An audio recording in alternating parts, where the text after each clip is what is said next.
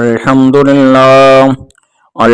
لله وكفى وسلام على عباده الذين اصطفى وعلى آله المجتبى سيد المرسلين خاتم الأنبياء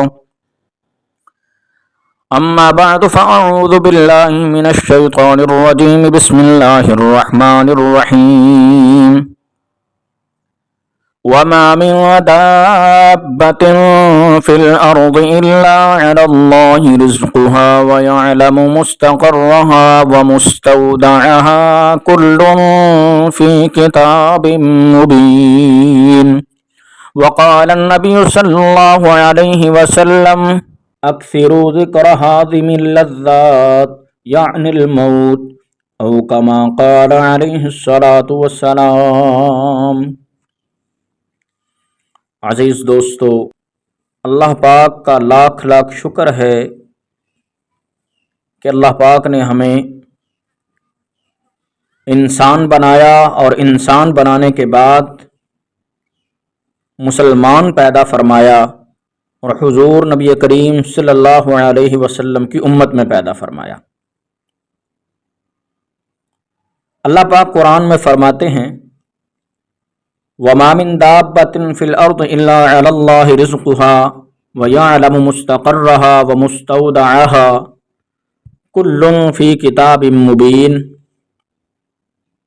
زمین پر چلنے پھرنے والے جتنے بھی جاندار ہیں سب کی روزیاں اللہ تعالیٰ پر ہیں، وہی ان کے رہنے سہنے کی جگہ کو جانتا ہے اور ان کے سونے جاگنے کی جگہ کو بھی، سب کچھ واضح کتاب میں موجود ہے۔ اللہ پاک سے کوئی بھی چیز چھپی ہوئی نہیں ہے، ہر ایک چھوٹی بڑی خشکی تری کی مخلوق کی روزی اللہ تعالیٰ پر ہے، وہی ان کا چلنے پھرنے آنے جانے رہنے سہنے مرنے جینے اور ماں کے رحم میں قرار پکڑنے اور باپ کی پیٹھ کی جگہ کو بھی جانتا ہے۔ امام ابن ابی حاتم رحمہ اللہ نے اس آیت کی تفسیر میں مفسرین اکرام کے بہت سے اقوال ذکر کیے ہیں، اور آگے یہ تمام باتیں جو اللہ پاک نے اپنی کتاب میں واضح طور پہ لکھ رکھی ہیں۔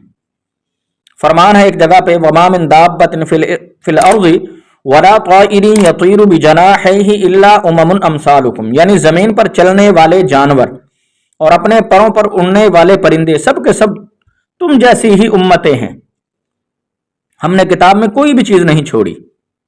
کہیں اللہ فرماتے ہیں وَعِندَهُ مَفَاتِحُ الْغَيْبِ لَا يَعْلَمُهَا إِلَّا هُوَ وَيَعْلَمُ مَا فِي الْبَرِّ وَالْبَحْرِ وَمَا تَسْقُطُ مِنْ وَرَقَةٍ إِلَّا يَعْلَمُهَا، کہ اللہ پاک کے پاس ساری غیب کی کنجیاں ہیں اور اللہ کے سوا کوئی نہیں جانتا، خشکی تری کی تمام چیزوں کا اسے علم ہے، جو بھی پتا جھڑتا ہے اس کے علم میں ہے، کوئی دانہ زمین کے اندھیروں میں اور کوئی تر اور خشک چیز ایسی نہیں ہے جو واضح کتاب میں موجود نہ ہو۔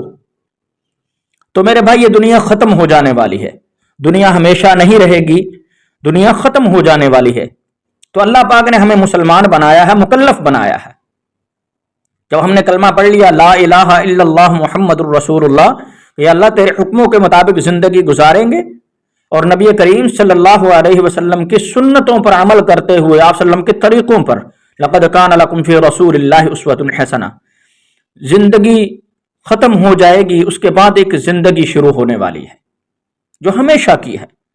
تو میرے بھائیو، حضور نبی کریم صلی اللہ علیہ وسلم کا فرمان ہے، ابو ہریرہ رضی اللہ تعالی عنہ راوی ہیں، حضرت ابو ہریرہ فرماتے ہیں کہ رسول اللہ صلی اللہ علیہ وسلم نے ارشاد فرمایا کہ لذتوں کو مٹانے والی چیز یعنی موت کو کثرت سے یاد کیا کرو۔ حضرت عبداللہ ابن عمر رضی اللہ تعالیٰ عنہ کہتے ہیں کہ میں رسول اللہ صلی اللہ علیہ وسلم کے ساتھ تھا، ایک انصاری آدمی آیا اور سلام عرض کیا، پھر کہنے لگا یا رسول اللہ صلی اللہ علیہ وسلم، مومنوں میں سے افضل کون ہے؟ آپ صلی اللہ علیہ وسلم نے ارشاد فرمایا جس کے اخلاق اچھے ہوں۔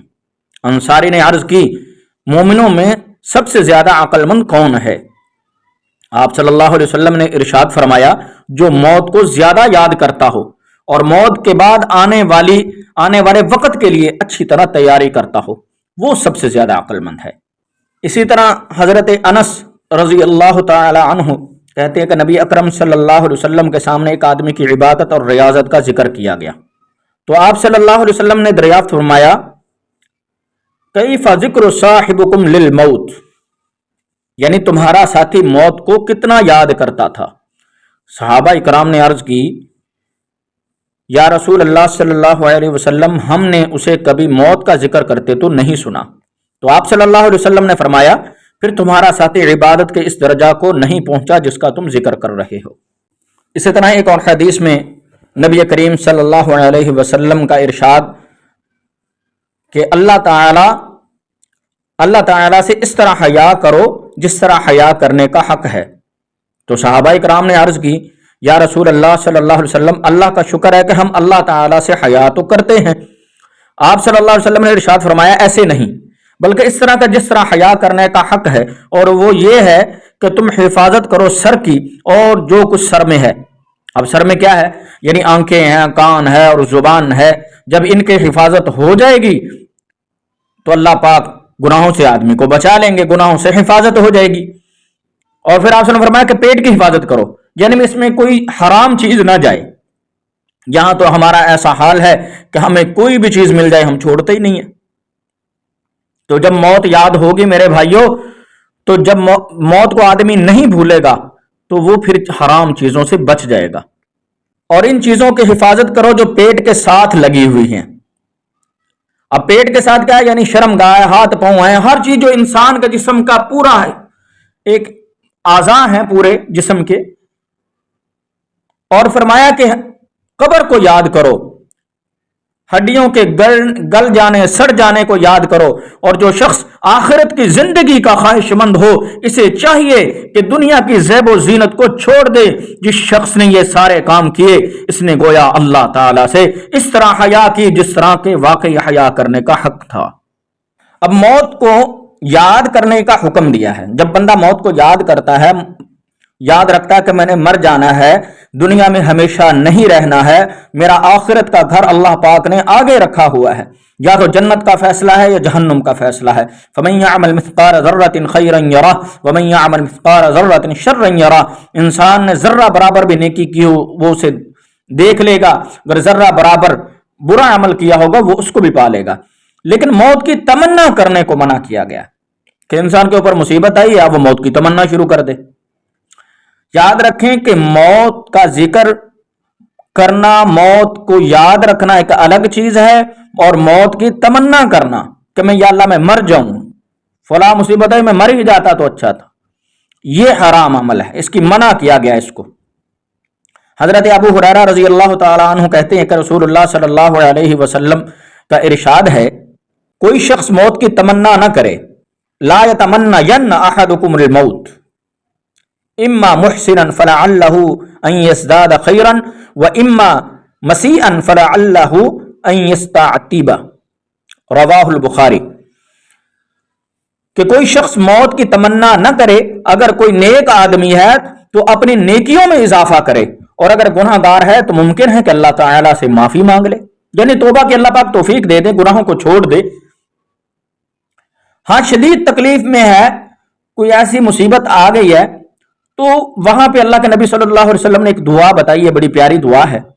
آپ نے فرمایا کہ تم میں سے کوئی بھی آدمی تکلیف یا مصیبت کی وجہ سے موت کی آرزو نہ کرے، اور اگر اس کے بغیر چارہ کار نہ ہو تو یوں کہنا چاہیے اللہم احینی ما کانت الحیات خیرا لی وتوفنی اذا کانت الوفات خیرا لی۔ زندہ اس وقت تک رکھ جب تک میرے زندہ رہنے میں بھلائی ہے، اور جب میرے مر جانے میں، میرے فوت ہو جانے میں ہی بھلائی ہو تو یا اللہ مجھے اس وقت موت دے دے۔ اسی طرح شہادت کی موت کی دعا کرنا۔ آپ صلی اللہ علیہ وسلم نے فرمایا کہ اس ذات کی قسم جس کے ہاتھ میں میری جان ہے، میں پسند کرتا ہوں کہ اللہ کی راہ میں قتل کیا جاؤں، پھر زندہ کیا جاؤں، پھر اللہ کی راہ میں قتل کیا جاؤں، پھر زندہ کیا جاؤں، پھر قتل کیا جاؤں، پھر زندہ کیا جاؤں۔ یہ اللہ کے نبی صلی اللہ علیہ وسلم دعا فرماتے تھے۔ لیکن اس کے علاوہ جو موت جو ہے اس میں خیر و برکت، اس کے لیے دعا مانگنی چاہیے اللہ پاک سے کہ موت آئے، اچھی موت آئے، اللہ پاک سب کی حفاظت فرمائیں، اچھی موت نصیب فرمائیں۔ اسی طرح موت کی سختیاں، موت سے پہلے کی تکلیف یہ برحق ہے۔ وجاءت سکرات الموت بالحق، اور موت کی سختی حق لے کر آ پہنچی۔ इसी तरह हज़रत जाबिर रज़ी अल्लाह ताला अन्हु फरमाते हैं कि रसूलुल्लाह सल्लल्लाहु अलैहि वसल्लम ने फरमाया, मौत की तमन्ना ना करो, जान करने की तकलीफ बड़ी शदीद है और ये नेक बख्ती की अलामत है कि अल्लाह किसी बंदे की उम्र लंबी कर दे और इसे तौबा की तौफीक अता फरमा दे।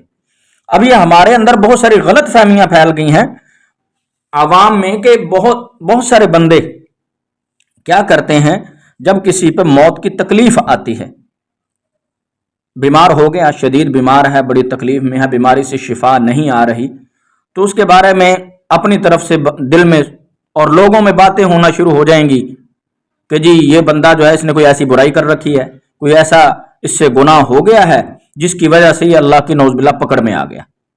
ये बातें बड़ी गलत हैं, ऐसी कोई बात नहीं है, बल्कि ये अल्लाह पाक की तरफ से एक रहमत है कि बंदे को मौका मिल जाता है तौबा करने का।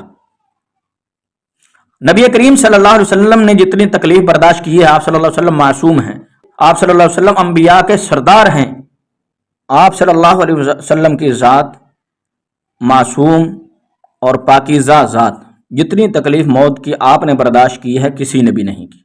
हज़रत अनस इब्न मालिक रज़ी अल्लाह तआला अन्हु कहते हैं, जब रसूल अकरम सल्लल्लाहु अलैहि वसल्लम को मौत की तकलीफ शुरू हुई तो हज़रत फ़ातिमा रज़ी अल्लाह अन्हा ने कहा, है मेरे बाप की तकलीफ़, है मेरे बाप की तकलीफ़।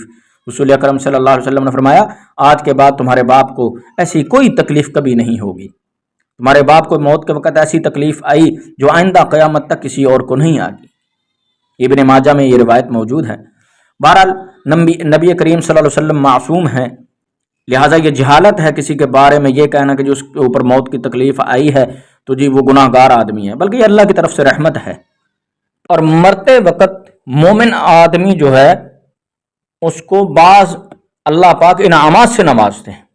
वो इनामात क्या हैं कि फ़रिश्ते रूह कब्ज़ करने से पहले आकर अस्सलामु अलैकुम कहते हैं। मोमिन आदमी की रूह कब्ज़ करने के लिए सूरज की तरह रोशन चेहरों वाले फरिश्ते आते हैं। मोमिन आदमी की रूह लपेटने के लिए रहमत के फरिश्ते जन्नत से सफ़ेद रेशमी कफन अपने साथ लाते हैं। रूह को मुअत्तर करने के लिए फरिश्ते जन्नत से खुशबू भी अपने साथ लाते हैं। मोमिन की रूह को कब्ज़ करते हुए फरिश्ते मोमिन आदमी को अल्लाह ताला की मग़फ़िरत और रज़ामंदी की बशारत देते हैं। मोमिन आदमी की रूह जिस्म से निकलती है तो इससे रोए ज़मीन पर पाई जाने वाली बेहतरीन मुश्क जैसी खुशबू आती है। मोमिन आदमी की रूह के लिए ज़मीन और आसमान के दरमियान मौजूद सारे फरिश्ते रहमत की दुआ करते हैं। इसी तरह बहुत सारे इनामात हैं। अल्लाह पाक कुरान पाक में इरशाद फरमाते हैं, अल्लज़ीना ततवफ़्फ़ाहुमुल मलाइकतु तय्यबीन यक़ूलून सलामुन अलैकुम। नेक और मुत्तकी लोगों की रूह फरिश्ते कब्ज़ करने आते हैं तो कहते हैं कि तुम पर सलामती हो। अल्लाह पाक एक और जगह इरशाद फरमाते हैं, तहिय्यतुहुम यौम यल्क़ौनहु सलाम। जिस रोज़ अहले ईमान अल्लाह से मिलेंगे इनका इस्तक़बाल सलाम से होगा। मोमिन आदमी की रूह कब्ज़ करने से पहले फरिश्ते इसे अल्लाह ताला की खुशनुदी और रज़ामंदी की बशारत देते हैं, जिससे मोमिन के दिल में अल्लाह ताला से मुलाकात की ख्वाहिश शदीद तर हो जाती है। ये भी अल्लाह का इनाम है। नबी करीम सल्लल्लाहु अलैहि वसल्लम फरमाते हैं, मन अहब्ब लिक़ा अल्लाहि अहब्बल्लाहु लिक़ाअहु वमन करिह लिक़ा अल्लाहि करिहल्लाहु लिक़ाअहु। एक लंबी हदीस है कि हज़रत उबादा इब्न सामित रज़ी अल्लाह तआला अन्हु कहते हैं कि नबी अकरम सल्लल्लाहु अलैहि वसल्लम फरमाया, जो शख्स अल्लाह ताला से मुलाकात करना पसंद करता है अल्लाह भी इससे मुलाकात करना पसंद करता है। जो शख्स अल्लाह ताला से मुलाकात करना पसंद नहीं करता अल्लाह ताला भी इससे मिलना पसंद नहीं फरमाते। अब यहां इस बात को समझ लें कि अल्लाह से मुलाकात की खुशखबरी से मुराद क्या है। हज़रत अम्मा आयशा रज़ी अल्लाह तआला अन्हा आप सल्लम की किसी दूसरी ज़ौजा ने कहा, यह हदीस में इसी तरह अल्फाज हैं, मौत तो हमें भी नापसंद है। आप सल्लल्लाहु अलैहि वसल्लम ने इरशाद फरमाया, अल्लाह की मुलाकात से मुराद मौत नहीं बल्कि मोमिन को जब मौत आती है तो इसे अल्लाह की रज़ामंदी और इज़्ज़त अफजाई की खुशखबरी दी जाती है। इस वक्त मोमिन को आइंदा मिलने वाली नेमतों से ज़्यादा कोई चीज़ महबूब नहीं होती और वो जल्द अज जल्द अल्लाह से मिलना चाहता है। अल्लाह भी इससे मिलने को पसंद फरमाते हैं। जब काफिर को मौत आती है तो इसे अल्लाह के अजाब और इसकी सजा की बशारत दी जाती है, तब इसे आइंदा पेश आने वाले हालात से ज्यादा नफरत किसी चीज से नहीं होती। लिहाजा वो अल्लाह ताला से मुलाकात को नापसंद करता है और अल्लाह ताला भी इससे मिलना पसंद नहीं फरमाता। देखें, अल्लाह पाक ने مومن کی موت جب آتی تو اسے جنت کی خوشخبری دی جاتی. اللہ اکبر. یہ بھی مومن کو انعام ہے اللہ کی طرف سے. حضرت برا ابن عازب رضی اللہ تعالی عنہ کہتے ہیں ہم ایک انصاری کا جنازے کے لیے رسول اللہ صلی اللہ علیہ وسلم کے ساتھ نکلے. جب ہم قبر پر پہنچے تو قبر ابھی نامکمل تھی. رسول اکرم صلی اللہ علیہ وسلم بیٹھ گئے اور ہم بھی آپ صلی اللہ علیہ وسلم کے گرد اس قدر خاموشی سے بیٹھ گئے جیسے ہمارے سروں پر پرندے بیٹھے. یہ صحابہ اکرام کی آپ صلی اللہ علیہ وسلم محبت تھی، عشق تھا. آپ صلی اللہ علیہ وسلم کے ہاتھ مبارک میں چھڑی تھی جس سے آپ صلی اللہ علیہ وسلم زمین کورید رہے تھے. آپ صلی اللہ علیہ وسلم نے اپنا سر مبارک اٹھایا اور 2 یا 3 مرتبہ فرمایا لوگو اللہ کے عذاب قبر سے اللہ کی پناہ مانگو. لوگو عذاب قبر سے اللہ کی پناہ مانگو. پھر ارشاد فرمایا جب مومن آدمی دنیا سے کوچ کر کے آخرت کی طرف روانہ ہونے لگتا ہے تو اس کے پاس اس قدر سفید چہرے والے فرشتے آتے ہیں گویا کہ سورج کی طرح چمک رہے ہیں. ان کے پاس جنت کے کفنوں میں سے ایک کفن اور جنت کی خوشبوؤں میں سے ایک خوشبو ہوتی ہے. وہ فرشتے حد نگاہ کے فاصلہ پر آ کر بیٹھ جاتے ہیں. پھر ملک الموت حضرت اسرائیل علیہ السلام تشریف لاتے ہیں اور مومن آدمی کے سر کے پاس آ کر بیٹھ جاتے ہیں اور کہتے ہیں اے پاک روح نکل، یعنی جسم سے، اور اللہ کی مغفرت اور رضا کی طرف چل. چنانچہ روح جسم سے اس طرح آسانی سے نکل آتی جیسے پانی، مشک نہیں ہوتی، مشک پانی چھڑکنے کے لیے استعمال ہوتی. فرمایا کہ جس طرح پانی آسانی سے اس سے نکلتا ہے اسی طرح جسم سے روح نکل آتی نیک آدمی کی. ملک الموت اسے پکڑ لیتا ہے. ملک الموت کے ہاتھ میں لمحہ بھر کے لیے وہ روح رہتی ہے. دوسرے فرشتے اسے لے کر جنت کے کفن میں لپیٹ لیتے ہیں اور جنت کی خوشخبری سنا دیتے ہیں اور جنت کی خوشبو سے معطر کر دیتے ہیں. چنانچہ اس روح سے روئے زمین پر پائے جانے والی بہترین مشک سے بھی اچھی خوشبو آتی ہے. پھر وہ فرشتے خوشبودار روح کو لے کر آسمان کی طرف جاتے ہیں. راستے میں جہاں جہاں مقرب ملائکہ انہیں ملتے ہیں وہ کہتے ہیں یہ پاکیزہ روح کس کی ہے، کس آدمی کی ہے؟ جواب میں فرشتے کہتے ہیں یہ فلاں ابن فلاں شخص کی ہے جو دنیا میں اپنے فلاں بہترین نام سے پہچانا جاتا تھا. فرشتے اس کی روح لے کر آسمان دنیا تک پہنچ جاتے ہیں. اس کے لیے دروازے کھولنے کی درخواست کرتے ہیں. دروازہ کھول دیا جاتا ہے. آسمان کا فرشتے مومن کی روح کو لے کر اگلے آسمان تک الوداع کہنے کے لیے ساتھ جاتے ہیں حتیٰ کہ فرشتے اس روح کو لے کر 7ویں آسمان تک پہنچ جاتے ہیں. اللہ تعالیٰ کی طرف سے حکم ہوتا ہے میرے بندے کا نام علیین میں لکھ لو، اسے زمین کی طرف واپس اس کے جسم میں لوٹا دو. اللہ اکبر. مومن آدمی کے لیے کیسا اعزاز ہے اللہ کا. رحمت کے فرشتے سفید رنگ کا ریشمی کفن ساتھ لاتے ہیں. روح قبض کرنے سے پہلے فرشتے مومن آدمی کو اللہ تعالیٰ کی رضا کی، رحمت کی بشارت دیتے ہیں. مومن آدمی کی روح سے آنے والی خوشبو سونگھ کر فرشتے مسرت محسوس کرتے ہیں. اور اہل ایمان کی روحیں جب علیین میں پہنچتی ہیں تو پہلے سے موجود اہل ایمان کی روحوں سے مل کر انہیں بڑی خوشی محسوس ہوتی ہے اور ایک دوسرے کا حال احوال دریافت کرتے ہیں. حضرت ابو ہریرہ رضی اللہ تعالیٰ عنہ سے روایت ہے کہ نبی اکرم صلی اللہ علیہ وسلم نے فرمایا جب مومن کی موت کا وقت قریب آتا ہے تو رحمت کے فرشتے سفید ریشم کا کفن لے کر آتے ہیں. کہتے اے روح اللہ کی رحمت، جنت کی خوشبو، اپنے خوش ہونے والے رب کی طرف اس حالت میں اس جسم سے نکل کہ تو اپنے رب سے راضی ہے اور تیرا رب تجھ سے راضی ہے. مومن آدمی کی روح جب جسم سے نکلتی ہے تو اس سے بہترین مشک جیسی خوشبو آ رہی ہوتی ہے یہاں تک کہ فرشتے ایک دوسرے سے لے کر اس کی خوشبو سونگتے ہیں. اللہ اکبر. اور جب آسمان کے دروازے پر پہنچتے ہو تو آسمان کے فرشتے آپس میں کہتے ہیں یہ کیسی عمدہ خوشبو والی روح ہے جو زمین سے تمہارے پاس آ رہی ہے. فرشتے جیسے ہی اگلے آسمان پر پہنچتے ہیں اس آسمان کے فرشتے بھی اسی طرح کہتے ہیں یہاں تک کہ لانے والے فرشتے اس روح کو اہل ایمان کی روحوں کی جگہ علیین میں لے آتے ہیں. جب وہ روح پہنچتی ہے تو پہلے سے موجود روحوں کو اتنی زیادہ خوشی ہوتی ہے جتنی تم میں سے کسی ایک کو اپنے بھائی کے ملنے پر ہو سکتی ہے. چنانچہ بعض روحیں نہیں آنے والی روح سے پوچھتی ہیں فلاں آدمی کس حال میں ہے؟ پھر وہ آپس میں کہتی ہیں اسے ذرا چھوڑ دو، آرام کرنے دو، یہ دنیا کے مصائب آلام میں مبتلا تھا. تستانے کے بعد وہ روح جواب دیتی ہے، آرام کرنے کے بعد جواب دیتی ہے کیا وہ روح تمہارے پاس نہیں آئی؟ وہ آدمی تو فوت ہو چکا ہے. جس پر وہ افسوس سے کہتے ہیں وہ اپنی ماں حاویہ یعنی جہنم میں لے جایا گیا ہے. استغفر اللہ. یہ کافر آدمی کا بیان ہو رہا ہے یا بے ایمان آدمی یا وہ مسلمان جو گناہ گار تھا، فاسق فاجر تھا، فوت ہو گیا، جہنم میں وقت مقررہ تک لے جایا گیا. کافر آدمی کے پاس عذاب کے فرشتے آتے ہیں اور کہتے ہیں اے غمزدہ اور مغضوب روح، یہ کافر آدمی کا بیان ہو رہا ہے، نکل اللہ کے عذاب اور اس کی ناراضگی کی طرف۔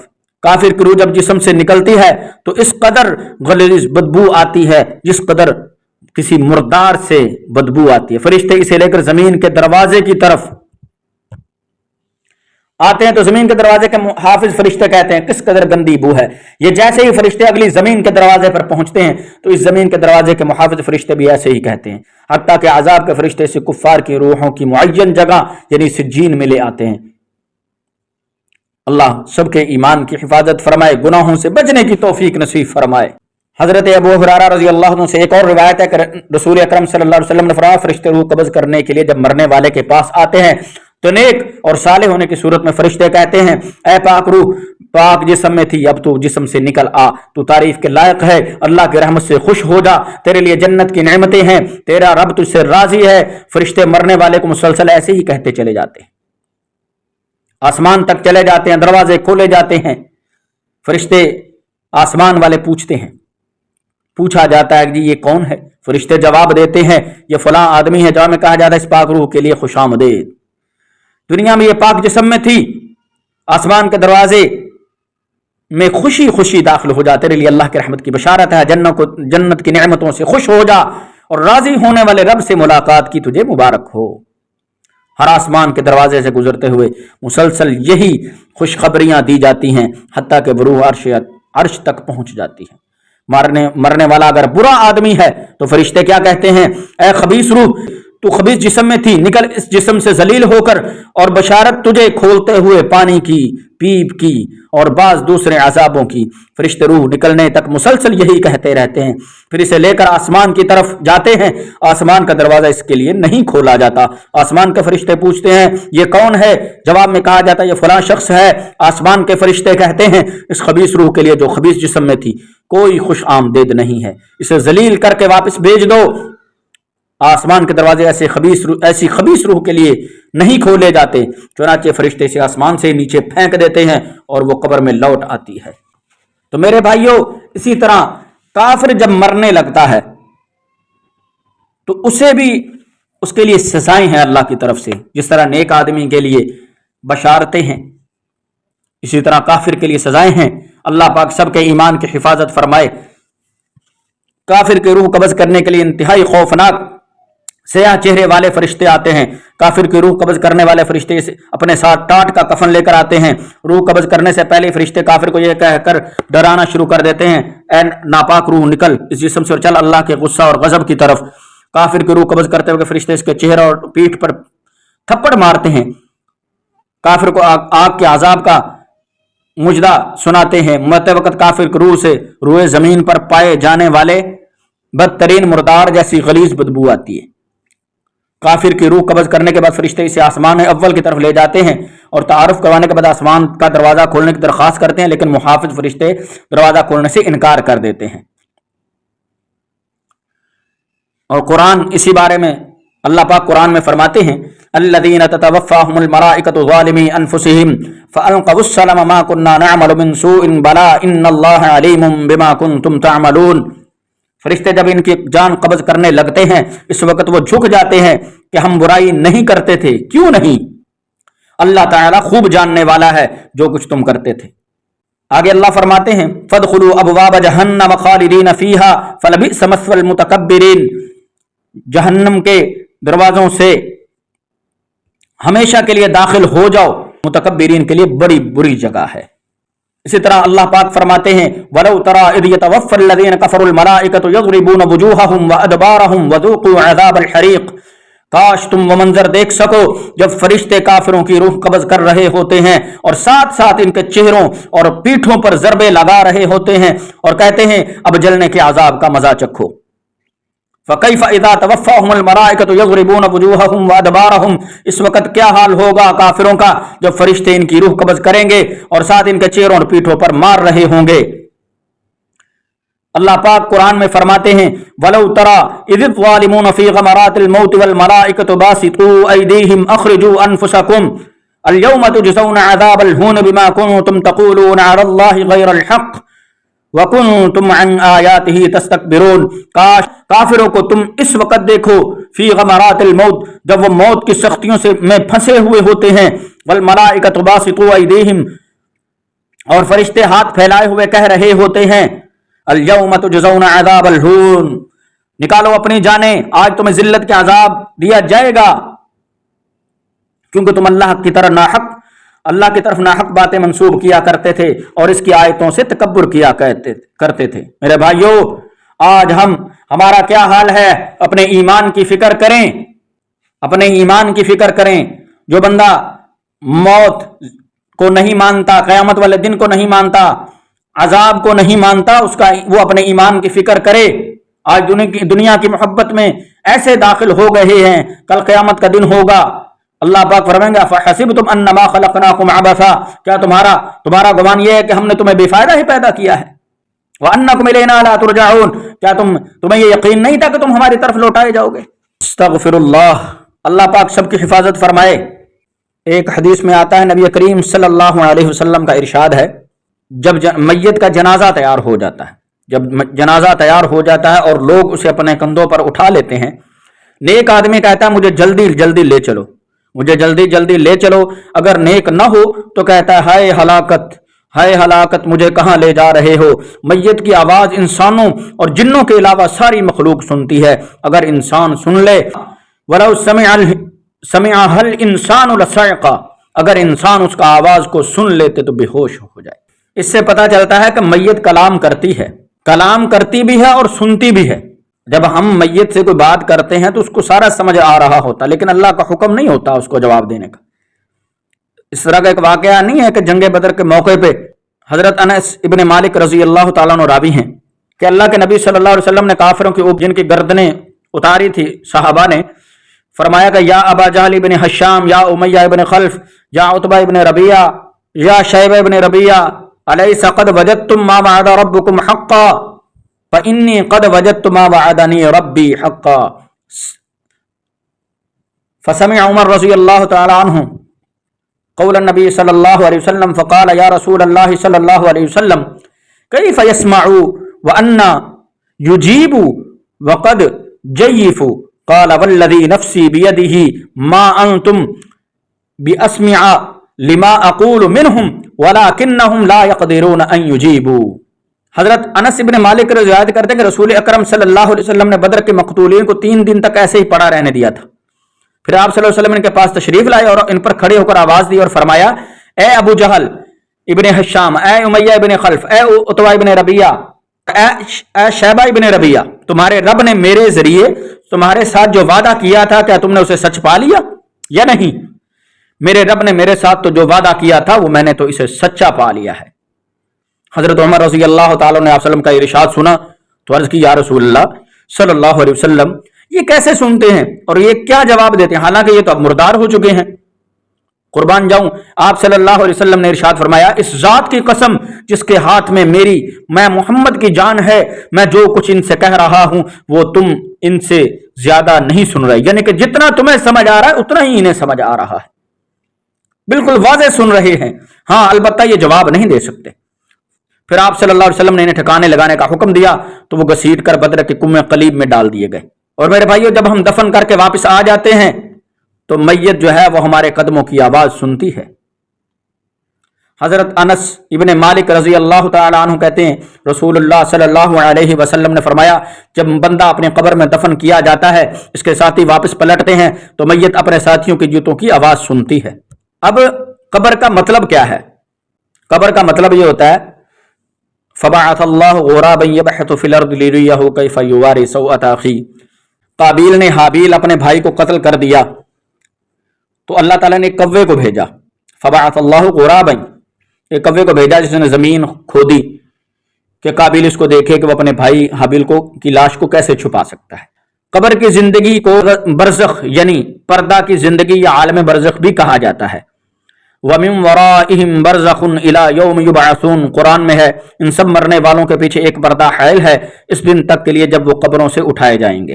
اسی طرح ایک وضاحت ہے کہ مرنے کے بعد میت مٹی میں دفن ہو یا پانی میں غرق ہو یا درندے اسے کھا جائیں یا جلا کر اسے راکھ بنا دیا جائے، جہاں جہاں میت کا جسم یا جسم کے ذرات یا ذرہ ٹھہرے گا وہی اس کی قبر کہلائے گی۔ اب میرے بھائیوں، ہم نے بیان کیا موت کا، کافر کی موت کیسے ہوگی، مومن کی موت کیسے ہوگی، مومن پر کیا نعمتیں ہیں، کیا خوشخبریاں ہیں، کافر کے لیے کیسے ذلت کا عذاب ہے، موت کیسے آتی ہے اس کو۔ اب ہم بیان کریں گے کہ قبر کی نعمتیں اہل ایمان کے لیے۔ الذین تتوفاہم الملائکۃ طیبین یقولون سلام علیکم ادخلوا الجنۃ بما کنتم تعملون۔ نیک اور پاک لوگوں کی روح قبض کرنے کے لیے جب فرشتے آتے ہیں تو پہلے السلام علیکم کہتے ہیں اور پھر کہتے ہیں داخل ہو جاؤ جنت میں ان اعمال کے بدلے جو تم کرتے رہے۔ عن ابی ہریرہ رضی اللہ تعالی عنہ عن رسول اللہ صلی اللہ علیہ وسلم قال ان المؤمن فی قبرہ لفی روضۃ خضراء فیرحب له قبرہ 70 ذراعا ویتور له کالقمر لیلہ۔ حضرت ابو ہریرہ رضی اللہ تعالیٰ عنہ سے روایت ہے کہ رسول اکرم صلی اللہ علیہ وسلم نے فرمایا بے شک مومن اپنے قبر میں سرسبز باغ میں ہوتا ہے جو اس کے لیے 70 ہاتھ تقریباً 105 فٹ یا 35 میٹر بنتا ہے، یعنی 70 ہاتھ قبر کو فراخ کر دیا جاتا ہے اور اس میں 14ویں رات کے چاند جیسی روشنی کر دی جاتی ہے۔ اللہ اکبر۔ اسی طرح حضرت عبداللہ ابن عمر رضی اللہ تعالیٰ سے روایت ہے کہ رسول اکرم صلی اللہ علیہ وسلم نے فرمایا تم میں سے جب کوئی مرتا ہے تو اسے صبح و شام اس کا ٹھکانہ دکھایا جاتا ہے، اگر وہ جنتی ہے تو اسے جنتیوں والے محلات دکھائے جاتے ہیں، اور اگر جہنمی ہے تو جہنمیوں والا ٹھکانہ دکھایا جاتا ہے اور اسے بتایا جاتا ہے یہ ہے تیری رہائش گاہ، اللہ تعالیٰ قیامت کے روز تجھے یہاں بھیجے گا۔ حضرت اما عائشہ رضی اللہ تعالیٰ عنہ کہتی ہیں کہ رسول اکرم صلی اللہ علیہ وسلم میرے ہاں تشریف لائے، میرے پاس تشریف لائے، اس وقت میرے پاس ایک یہودی عورت بھی بیٹھی ہوئی تھی، کہہ رہی تھی تم لوگ قبروں میں آزمائے جاؤ گے۔ رسول اکرم صلی اللہ علیہ وسلم یہ بات سنی اور گھبرا گئے، فرمایا بے شک یہودی عذاب دیے جائیں گے۔ حضرت اما عائشہ کہتی ہیں اس کے بعد ہم نے کئی راتیں وحی کا انتظار کیا، پھر ایک روز رسول اکرم صلی اللہ علیہ وسلم نے فرمایا میری طرف وحی کی گئی ہے کہ تم لوگ قبروں میں ضرور آزمائے جاؤ گے۔ اسی طرح عذاب قبر میں کافروں کو عذاب دیا جاتا ہے تو انسانوں اور جنوں کو کے علاوہ قبر میں جو عذاب ہوتا ہے وہ سارے جانور بھی سنتے ہیں، صرف انسان اور جن نہیں سنتے۔ ان الموتى ليعذبون في قبورهم حتى ان البهائم لتسمع اصواتهم۔ حضرت عبداللہ ابن مسعود روایت کرتے ہیں کہ مردے کافر یا مشرک اپنے قبروں میں عذاب دیے جاتے ہیں اور ان کا چیخنے چلانے کی آوازیں سارے چوپائے سنتے ہیں۔ نبی اکرم صلی اللہ علیہ وسلم سورج غروب ہونے کے بعد گھر سے نکلے، قبرستان میں ایک آواز سنی، آپ صلی اللہ علیہ وسلم نے ارشاد فرمایا یہودیوں کو ان کی قبروں میں عذاب ہو رہا ہے۔ ایک بڑا ہی عبرتناک واقعہ ہے، عہد نبوی میں وہ سارے لوگوں نے دیکھا۔ حضرت انس رضی اللہ تعالیٰ عنہ روایت کرتے ہیں کہ ایک عیسائی آدمی مسلمان ہوا، اس نے سورہ بقرہ اور سورہ آل عمران پڑھ لی اور رسول اکرم صلی اللہ علیہ وسلم کے لیے وحی کی کتابت کرنے لگا، لیکن بعد میں مرتد ہو گیا، کہنے لگا اس محمد صلی اللہ علیہ وسلم کو تو کسی بات کا پتہ ہی نہیں، نعوذ باللہ، جو کچھ میں لکھ کر دیتا ہوں بس وہی کہہ دیتے ہیں۔ اللہ نے جب اسے موت دی تو عیسائیوں نے اسے قبر میں دفن کر دیا، صبح ہوئی تو لوگوں نے دیکھا کہ زمین نے اسے باہر نکال پھینکا ہے۔ عیسائیوں نے کہا یہ محمد صلی اللہ علیہ وسلم اور ان کے ساتھیوں کا کام ہے، چونکہ وہ ان کے دین سے بھاگ کر آیا ہے، لہٰذا انہوں نے اس کی قبر کھود کر لاش باہر نکال پھینکی ہے۔ عیسائیوں نے اس کے لیے دوبارہ نئی جگہ قبر کھودی اور اسے پہلے کی نسبت بہت گہرا بنایا اور لاش کو دوبارہ دفن کر دیا، اور جب دوسرے دن صبح ہوئی تو لوگوں نے دیکھا کہ زمین نے پھر اسے نکال کر باہر پھینک دیا ہے۔ عیسائیوں نے پھر الزام لگایا نعوذ باللہ کہ یہ محمد صلی اللہ علیہ وسلم ان کے ساتھیوں کا کام ہے، چونکہ وہ ان کے دین سے بھاگ کر آیا ہے جی، لہٰذا انہوں نے اس کی قبر کھود کر لاش باہر نکال کر پھینکی ہے۔ اب تیسری مرتبہ عیسائیوں نے ان کے لیے قبر کھودی، اس کے لیے، اس بندے کے لیے، اور اتنی گہری بنائی جتنی گہری وہ بنا سکتے تھے۔ صبح ہوئی، لوگوں نے دیکھا کہ زمین نے اسے پھر نکال کر باہر پھینکا ہے، تب انہیں یقین ہو گیا کہ یہ مسلمانوں کا کام نہیں بلکہ اللہ کا عذاب ہے، چنانچہ عیسائی نے اس کی لاش ایسے ہی چھوڑ دی۔ یہ حدیث بخاری شریف میں موجود ہے۔ اب ہم قرآن پاک کی بہت ساری آیات ہیں، عذاب قبر ان سے ثابت ہوتا ہے۔ اللہ پاک قرآن پاک میں ارشاد فرماتے ہیں وَحَاقَ بِآلِ فِرْعَوْنَ سُوءَ الْعَذَابِ النَّارُ يُعْرَضُونَ عَلَيْهَا غُدُوًّا وَعَشِيًّا وَيَوْمَ تَقُومُ السَّاعَةُ أَدْخِلُوا آلَ فِرْعَوْنَ أَشَدَّ الْعَذَابِ۔ آل فرعون بدترین عذاب کے پھیر میں آ گئے. جہنم کی آگ کے سامنے وہ صبح و شام پیش کیے جاتے ہیں، اور جب قیامت کی گھڑی آئے گی تو حکم ہوگا کہ آل فرعون کو شدید ترین عذاب میں داخل کرو. دوسری آیت ہے وَلَوْ تَرَىٰ إِذِ الظَّالِمُونَ فِي غَمَرَاتِ الْمَوْتِ إِلَىٰ آخر. یہ ہم نے پہلے بھی پڑھی ہے، اور آپ نے سنا کہ کافروں کو کیسے فرشتے مارتے ہوئے عذاب قبر کا مزہ چکھائیں گے. اسی طرح حضرت نوح علیہ السلام کی قوم غرق ہو گئی، تو قرآن کہتا ہے کہ غرق ہونے کے ساتھ ہی اللہ پاک نے ان پر عذاب نازل فرما دیا. قوم نوح کے مما خطیئاتہم اغرقوا فادخلوا نارا. قوم نوح کے لوگ اپنے گناہوں کے جرم میں غرق کیے گئے اور آگ میں داخل کر دیے گئے. فلم یجدوا لہم من دون اللہ انصارا. پھر انہوں نے اللہ سے بچانے کے لیے کسی کو اپنا مددگار بھی نہیں پایا. اور عذاب قبر اتنا سخت ہے میرے بھائیوں، اللہ پاک ہم سب کو بچائے، گناہوں سے توبہ کی توفیق نصیب فرما دے. میرے اور آپ کے پیارے محبوب حضور نبی کریم صلی اللہ علیہ وسلم، حضرت آپ صلی اللہ علیہ وسلم ایک جنازے کے ساتھ تھے، ساتھ میں حضرت برا ابن عازب رضی اللہ تعالیٰ عنہ بھی موجود تھے. آپ صلی اللہ علیہ وسلم قبر کے کنارے بیٹھ کر رونے لگے، حتیٰ کہ مٹی آپ صلی اللہ علیہ وسلم کے آنسوؤں سے تر ہو گئی. پھر آپ صلی اللہ علیہ وسلم نے ارشاد فرمایا ہے میرے بھائیوں اس کے لیے کچھ تیاری کر لو. اور اسی طرح حضرت اسماء بنت ابی بکر رضی اللہ تعالیٰ سے روایت ہے کہ رسول اکرم صلی اللہ علیہ وسلم فرمایا میری طرف وحی کی گئی ہے کہ تم لوگ قبروں میں فتنہ دجال کی طرح یا اس کے قریب قریب آزمائے جاؤ گے.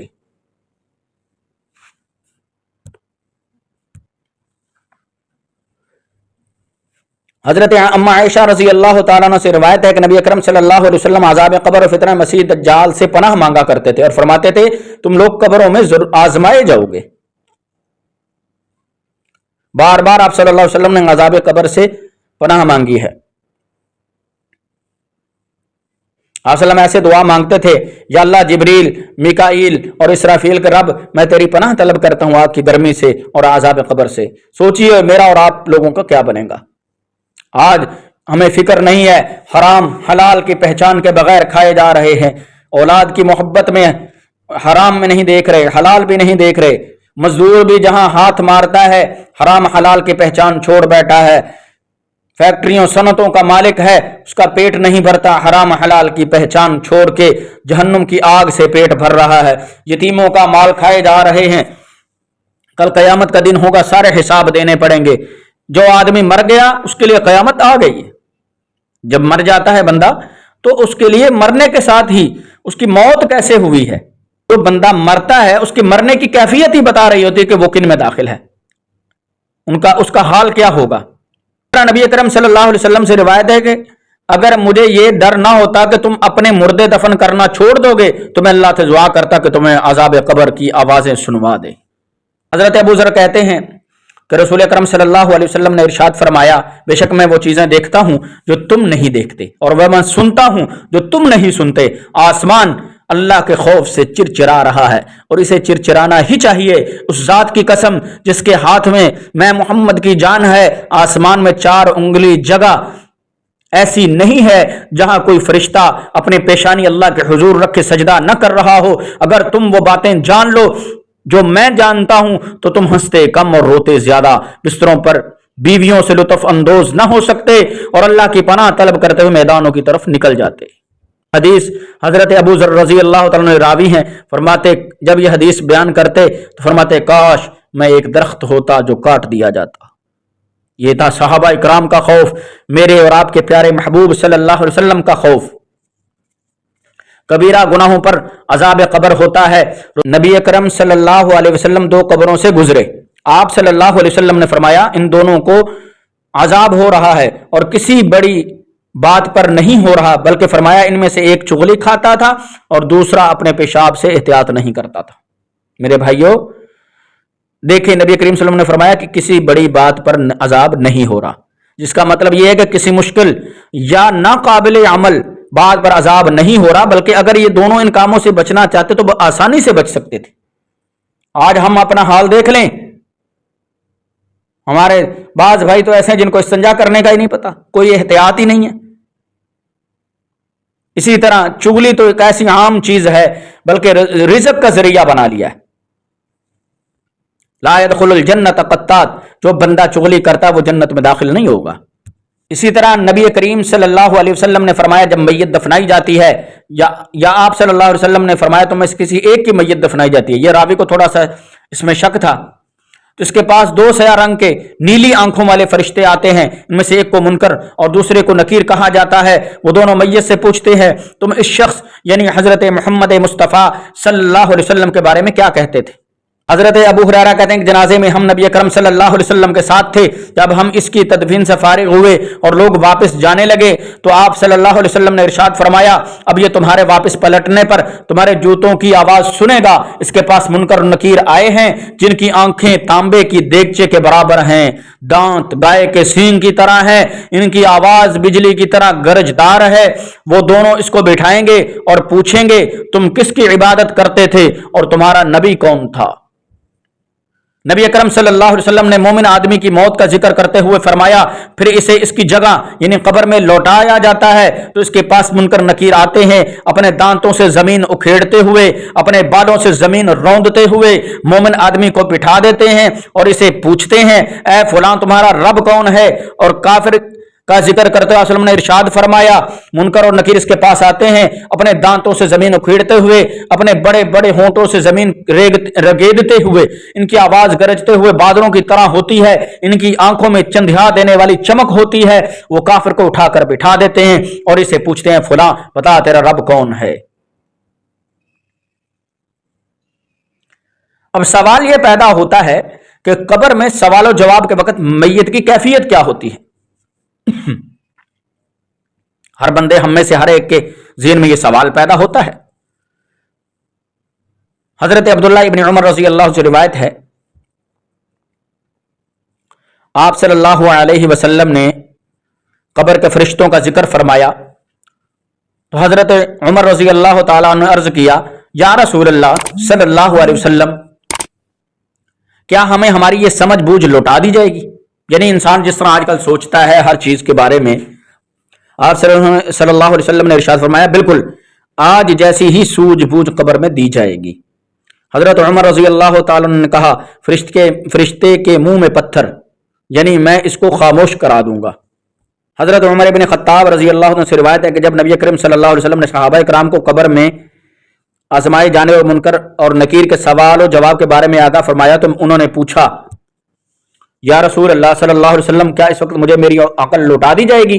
آپ صلی اللہ علیہ وسلم نے ارشاد فرمایا ہاں۔ حضرت عمر رضی اللہ تعالیٰ نے عرض کیا پھر میں دونوں فرشتوں یعنی منکر نکیر کے لیے کافی ہوں گا۔ واللہ اگر ان فرشتوں نے مجھ سے پوچھا تمہارا رب کون ہے، میں جواب دوں گا میرا رب تو اللہ ہے، تم بتاؤ تم دونوں کا رب کون ہے۔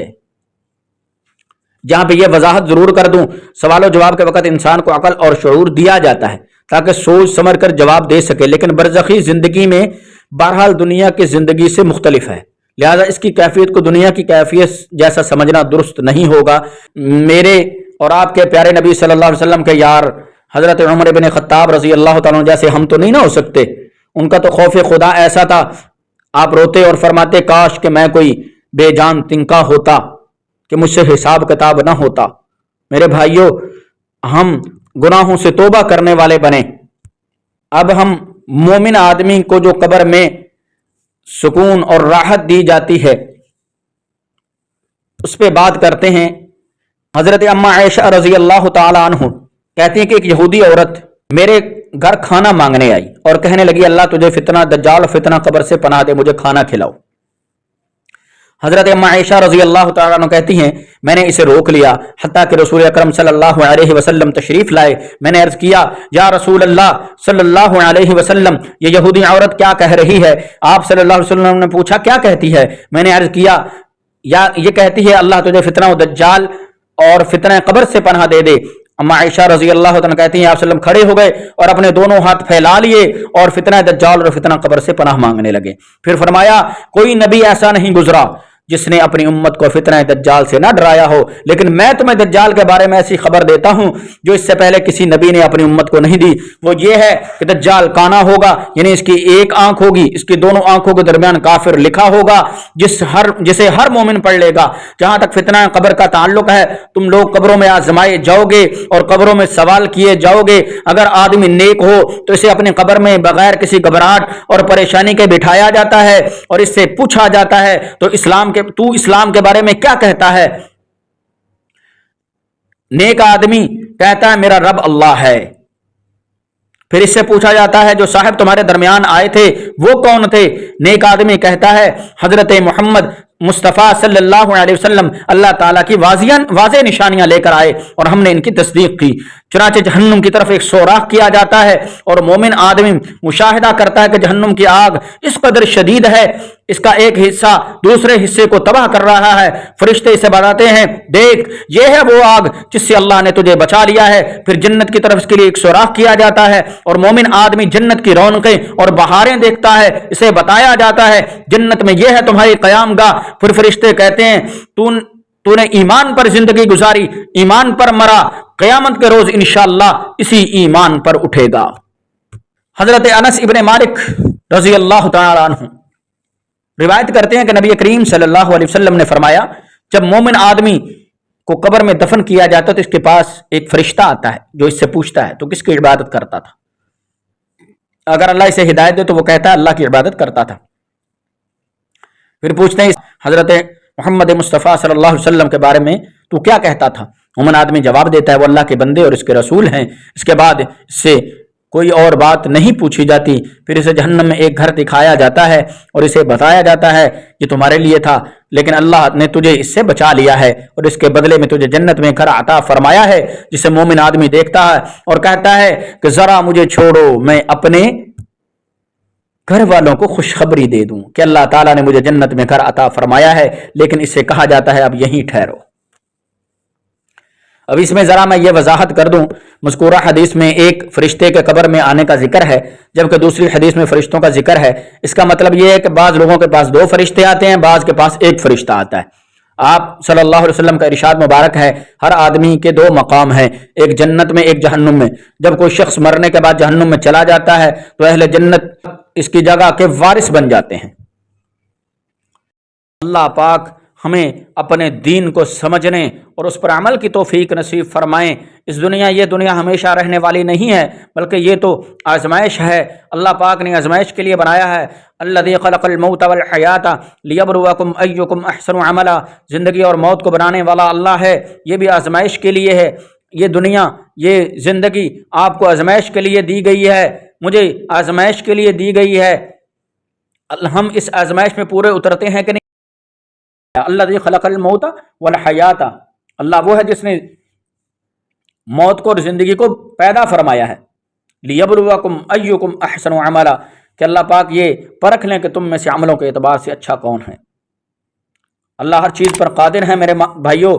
کل اگر آج ہم پیدا ہو رہے ہیں، پیدائش سے پہلے ہمارا کوئی سانچہ نہیں ہے، کوئی شکل نہیں ہے، ایک انسان ہے جس بس عورت اور مرد کا ملاپ ہوا، ان کے جوہر سے اللہ پاک نے انسان کو بنا دیا۔ اللہ پاک دوبارہ بھی پیدا فرما سکتے ہیں، اس میں کوئی شک نہیں ہے۔ تو ہم موت کی تیاری کریں، اس دنیا میں رہتے ہوئے میرے اور آپ کے پیارے نبی صلی اللہ علیہ وسلم کے طریقوں کے مطابق زندگی گزاریں اور آئندہ اور ہمیشہ کی رہنے والی زندگی کی تیاری کریں اور اللہ کے حکموں کے مطابق زندگی ہو۔